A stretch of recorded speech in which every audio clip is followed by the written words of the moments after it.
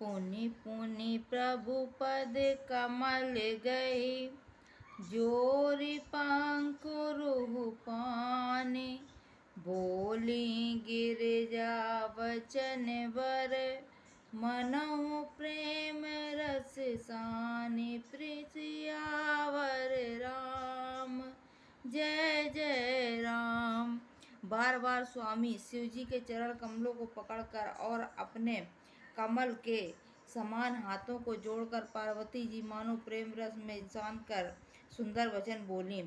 शशि कर सम सुनि गिरा तुम्हारी, मिटा मोह सरदा तप बारी। तुम कृपाल सबु संशय हरऊ, राम स्वरूप जानि मोहि परऊ।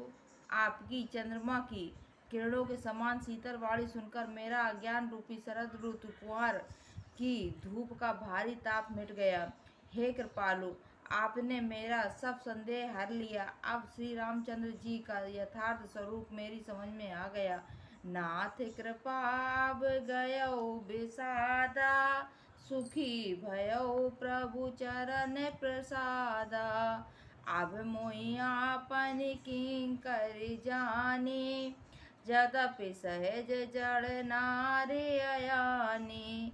हे नाथ, आपकी कृपा से अब मेरा विषाद जाता रहा और आपके चरणों के अनुग्रह से मैं सुखी हो गई।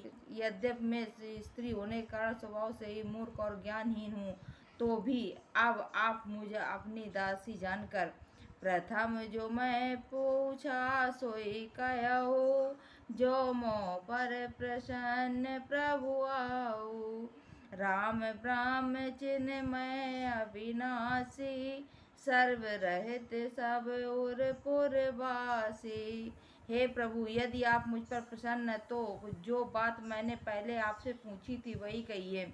यह सत्य है कि श्री रामचंद्र जी ब्रह्मा है, चिन्मय ज्ञान स्वरूप है, अविनाशी है, सबसे रहित और सबके हृदय रूपी नगरी में निवास करने वाले हैं। नाथ धरऊ नर तनु के ही हेतु, मोहि समुझाई काहू वृष केतु। उमा वचन सुनि परम विनीता, राम कथा पर प्रीति पुनीता। फिर हे नाथ, उन्होंने मनुष्य का शरीर किस कारण धारण किया।